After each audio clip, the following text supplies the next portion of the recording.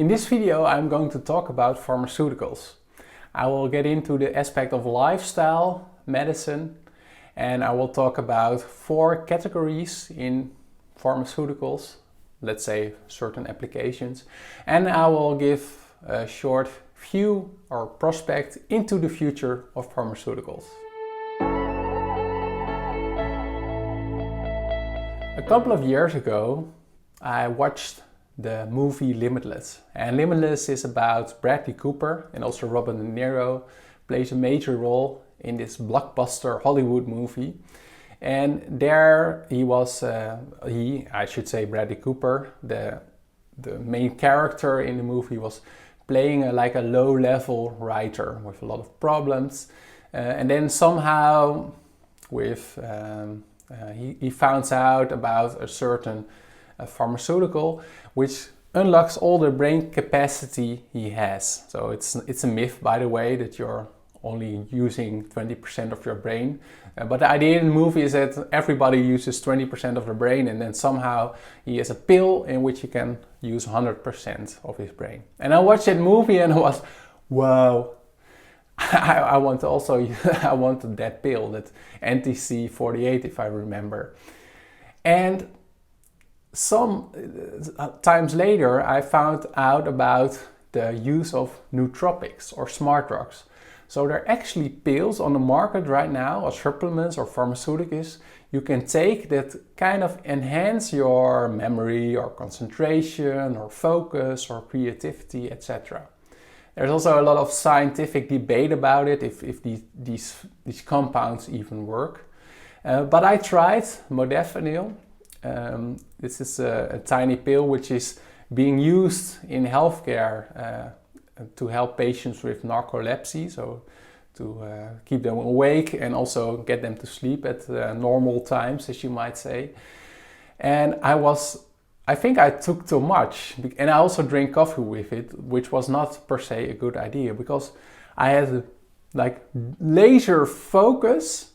I could get through papers, I could write new articles like on high speed, but it also, after a couple of hours, I get such a headache, and that night I was also not able to sleep. I kept on twisting and turning, and then I noticed, wow, there's a lot of promises in the field of pharmaceuticals, but it's also somehow a dangerous idea. And what are the benefits, but also what are the side benefits, but also the disadvantages of using these compounds called pharmaceuticals. So that's where my interest really peaked, and I tried all kinds of brands and types, because I think as a biohacker you should also experiment with things yourself, of course if they're safe. And that modafinil, I still sometimes use it if I really have to crush through a project, but I will take a larger dose, a smaller dose. I take not a larger dose, take a smaller dose, and also not drink coffee with it. I can drink coffee with it, but it should be decaf. Let's start with lifestyle medicine.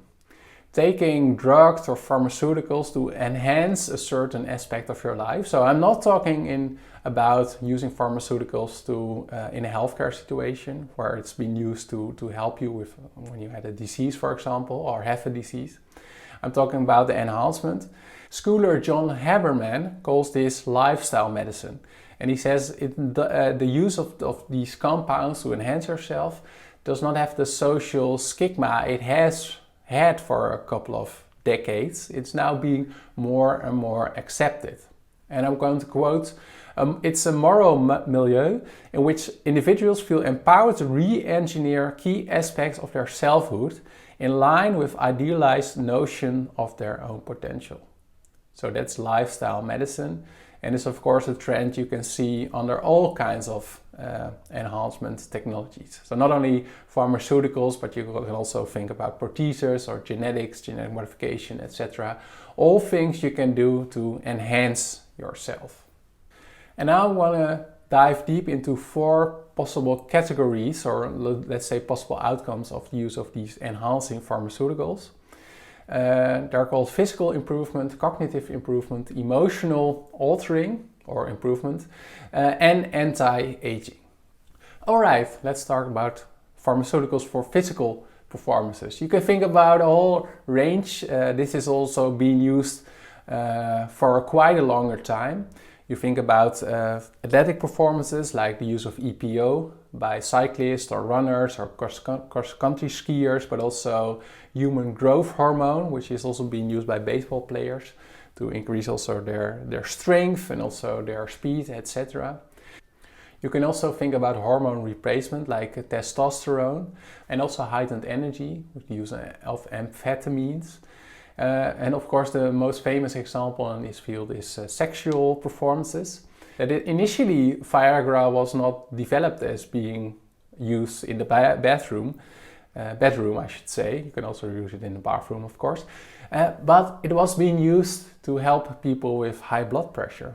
But then the samples, they did not return to the research company and they thought, well, what's happening here? And then they found out that people are using it for all kinds of other performances, I should say. So use of physical pharmaceuticals, you can think about athletics, hormone replacement, heightened energy, but also sexual progress. You can also maybe think about some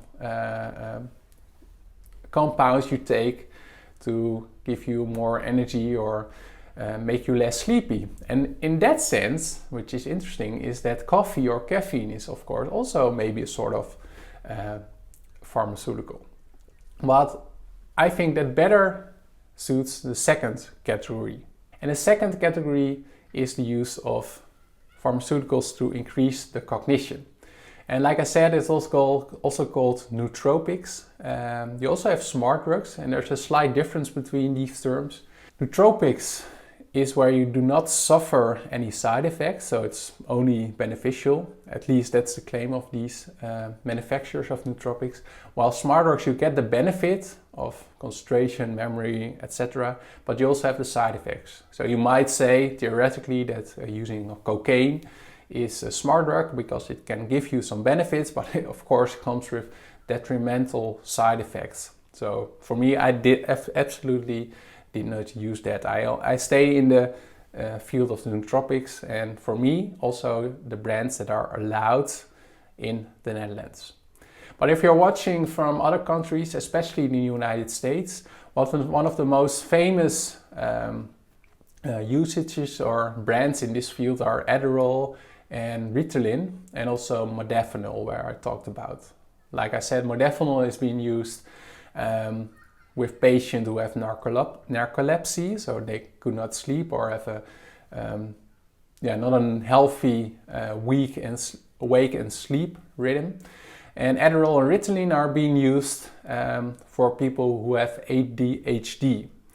But at one moment people found out that who do not have ADHD or these kinds of disorders, they can also use it themselves while they're healthy to increase their own functioning.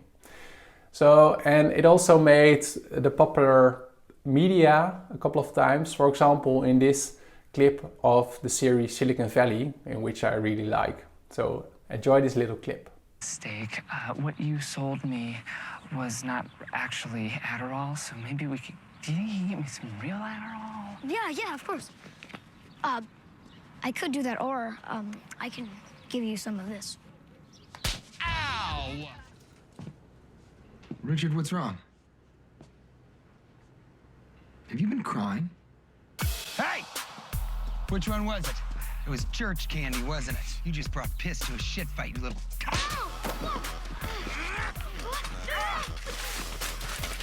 You get in your fucking house and you get me 5 Adderall, or I'll slit your fucking throat. You understand? I'll kill your mother. I'll rape your father. I'll curb stomp that little face so hard that your teeth will go flying, you little shit. Now go, go, go, go, go. Give me 5 Adderall right now. There's also another category in this field. So I talked about a bunch of examples which came from healthcare and research in health to help patients. Something I also tried is LSD microdosing. So LSD, of course, is a psychedelic, and there's a sort of sub-movement which started in Silicon Valley, and that's why I got interested, that say if you have a really tiny percentage of, in this case LSD, but you can use it with other psychedelics, it can also lead to increased willpower, increased creativity, etc. And I also told this story once for the National Police in the Netherlands, and they did not arrest me, but I know it's the Netherlands, we are sort of more progressive with the use of these drugs, if you might know.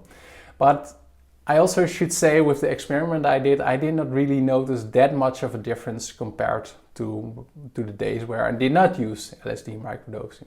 But I want to share this example because it's not only like the use of pharmaceuticals in healthcare that kind of spun over to the human enhancement domain, but it also can lead to these wild cards or strange outliers like psychedelics.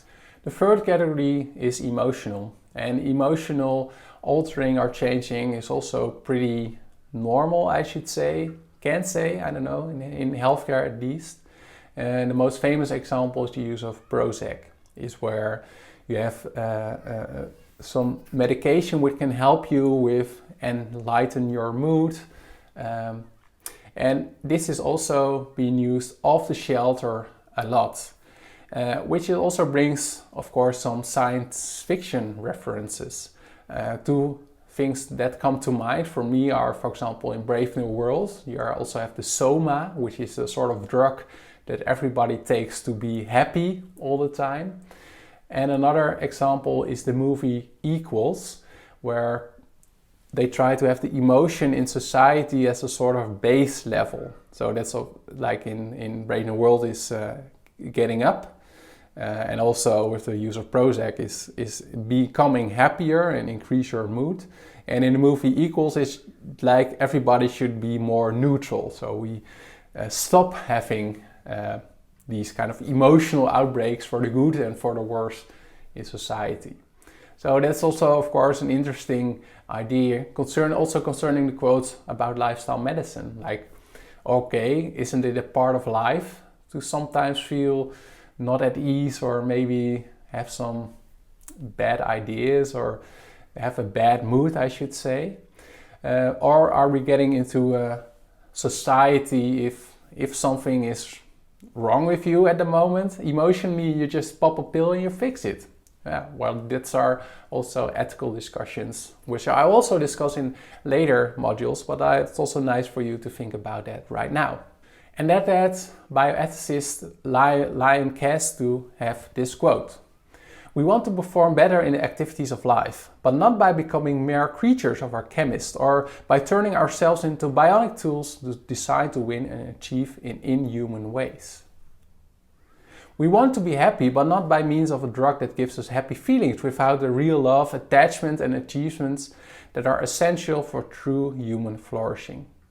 So you can see in which field Liane Kass is saying. But on the other hand, I'm also not completely against the use of pharmaceuticals if it can really help you and if you really have some trouble with your emotion or with your moods, etc. So it's a discussion open for debate. And the last category is anti-aging. And in one of the other modules I will get into other technologies for anti-aging, also talk about possible effects when we increase our longevity. But it's interesting that there are now also some researchers and companies are also researching pharmaceuticals which can help to increase our lifespan.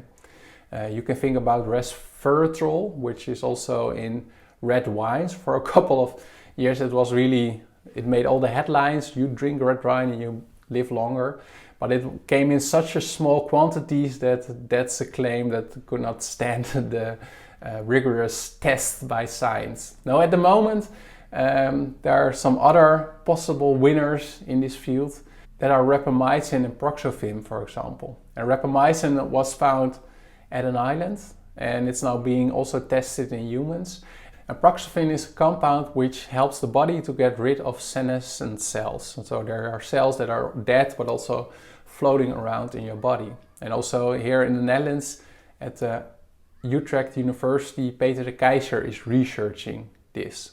So for the coming years, I would expect more and more, at least claims, but maybe also some good reports from these clinical trials in which these pharmaceuticals are being used to increase our lifespan, increase our longevity, but also a lot of these will be developed, like you said, you could see in the examples of Adderall and modafinil, Prozac, that are first being used to help patients with a certain disease.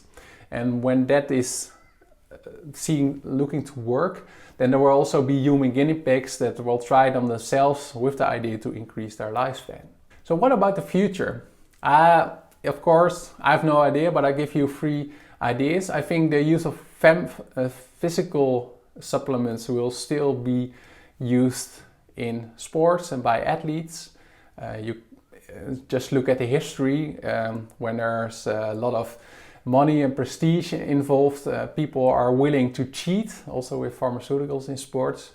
I think cognition will also be a major trend, and I will think that the popping a pill to increase your memory or focus or etc., concentration, creativity, I think it will be normal in 10, 20 years, just like when you drink a coffee in an office space and you also have a bunch of pharmaceuticals, maybe also directly tailored to your needs at that moment and also tailored to your genetics. So here you see convergence of different technology trends.